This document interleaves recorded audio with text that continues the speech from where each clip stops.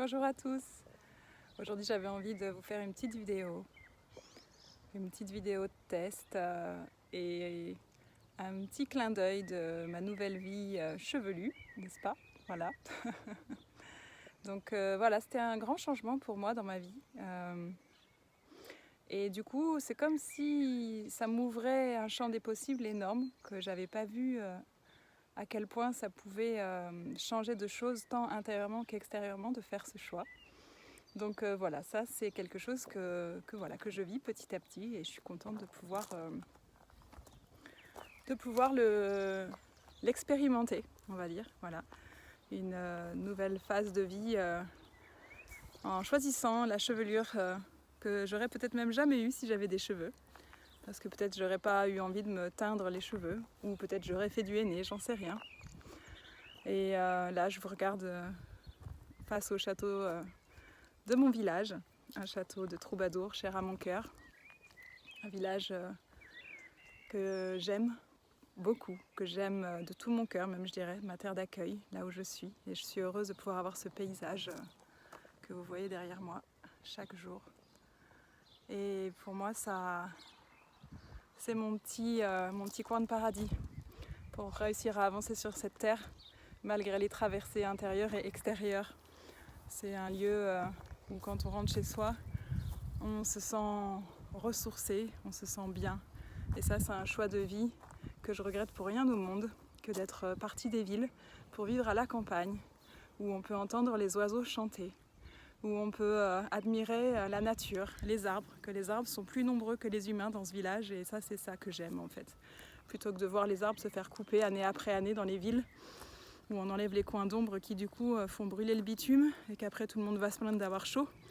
Ben voilà, moi, ma sécurité, c'est d'avoir des arbres autour. Et tant que je peux être là, et ben, je remercie cette nature. Peut-être j'en profite pas assez, mais on va dire que je me nourris par le regard, par l'ambiance, l'énergie, l'environnement que ça crée autour de moi. Et c'est ça qui me fait le plus de bien aujourd'hui. Alors, je marche un petit peu, j'avais envie d'être dehors dans le jardin. J'étais en pleine remise en question en ce moment par rapport au rôle que nous pouvons jouer quand on est bénévole, par rapport à toute l'énergie qu'on met de tout notre cœur. Et au final, on se rend compte que encore bien souvent, cette énergie elle peut être utilisée encore et encore, de manière pas toujours alignée, pas toujours considérée. Et j'avais envie de faire un mini coup de gueule, de dire, ben voilà, si vous devez donner de votre énergie, assurez-vous que la personne en face soit reconnaissante de ce que vous lui apportez. Ne serait-ce qu'avec un merci sincère, un merci qui vient du cœur. Et ne perdez pas votre énergie avec des personnes qui n'ont aucune considération pour ce que vous faites, qui pensent qu'elles font plus que vous et que ce que vous faites c'est rien, alors qu'en fait vous donnez tout ce que vous avez dans l'instant et que chaque don compte, qu'elle soit petit ou grand. Et je pense que dans les temps actuels, c'est important d'être à l'écoute de soi, d'être à l'écoute de ce que l'on peut donner et à un moment donné, de ce qu'il est temps de garder pour soi son énergie, pour œuvrer pour ses propres projets, pour œuvrer pour sa propre réalisation, pour sa famille, et de ne pas se laisser happer, même si ça nous enthousiasme sur le moment, même si on se sent utile, de ne pas oublier que notre équilibre intérieur, notre équilibre familial vaut bien plus qu'un job, même sous forme de bénévolat. Et qu'un bénévolat, le temps qu'on donne dans du bénévolat, même si on n'est pas payé, ça a autant de valeur que quelqu'un qui est payé. Et pour ma part, j'ai toujours donné de la même manière que je sois payée ou bénévole. Et pour autant, la considération n'est pas toujours au rendez-vous. Alors c'est encore une belle leçon de vie pour moi. Et quelque part, je me dis, bah oui, aujourd'hui, je crois que je vais continuer à donner, mais uniquement au service du divin qui vit en moi. Ou si jamais je sens qu'à l'intérieur de moi, ça vibre et ça me dit, ok, là tu peux y aller. Mais si cette énergie à un moment donné s'estompe ou qu'elle s'épuise, ça voudra dire que je ne suis plus à ma place et je m'autoriserai à en partir, quel que soit le moment. Donc voilà, un petit clin d'œil. Là, vous voyez, c'est nos petits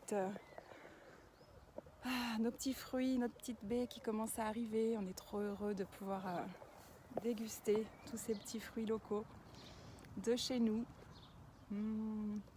sont toutes en train d'arriver. Regardez-moi ça, comme c'est appétissant. Et on en a plusieurs comme ça. Voilà, ça c'est mon chéri jardinier qui adore passer des heures à cultiver son jardin. Je respire. J'espère que vous allez bien. Je sais qu'on vit tous des traversées pas faciles en ce moment et j'espère que vous trouvez les ressources nécessaires pour aller de l'avant. Pour ma part, j'ai vécu un grand moment de liberté, de libération intérieure. Et juste ça m'a duré une bonne dizaine de jours, voire 15 jours. Et la semaine dernière, avec les premières chaleurs et des décisions me concernant, suite justement au bénévolat qui ont été prises, ça m'a foutu un coup. Je me suis dit, ah oui d'accord, c'est ça. En fait, tu donnes tout ce que tu as en donnant le meilleur de toi, puis finalement, on te laisse partir comme une merde. Mais c'est normal, parce que tu es parti comme une merde, alors tu mérites rien. Bon, c'est un petit peu ça, mais c'est résumé. Hein. Je sais que tout peut sembler facile à dire, facile à juger. Mais par contre, quel que soit le scénario, on a tous le droit de ressentir à un moment donné de la déception. Et juste actuellement peut-être accueillir cette part de déception. C'est ça en tout cas mon chemin actuel. Les déceptions aussi de par ce monde, de par cette société, de voir l'évolution. Donc voilà, par moment, oui, accepter de vivre ces traversées qui nous mettent face à nous-mêmes. Et alors qu'on sait très bien que la meilleure chose à faire, c'est de redonner à la vie, que la justice divine fasse son œuvre et que nous, après, c'est plus de notre ressort en fait. Quand on a donné avec le cœur quelque part, quel que soit ce qu'il arrive, ça ne devrait pas nous toucher. Donc j'observe simplement qu'effectivement, une part de moi est déçue. Mais c'est ok. Voilà, je traverse la déception, je traverse cet état d'être qui n'est qu'une émotion, qui ne me définit pas, qui n'est pas ce que je suis, qui est juste quelque chose qui me traverse en lien avec une situation qui a fait écho en moi. Donc voilà, petit aparté concernant le bénévolat.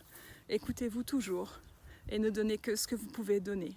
Et ne dépassez pas les limites, parce que même dans du bénévolat, on peut aller jusqu'au burn-out. Parce que quand on aime donner, quand on aime se rendre utile et être au service, des fois on peut dépasser ses limites. Alors, petit clin d'œil du moment, pensez à vous écouter et pensez à vous respecter. Voilà, donnez ce que vous pouvez donner et prenez soin de vous. Voilà, je vous fais cette petite capsule rapide, un point de vue de mon petit coin de paradis. Et je vous dis à très bientôt pour des nouvelles. Prenez soin de vous. Je vous aime.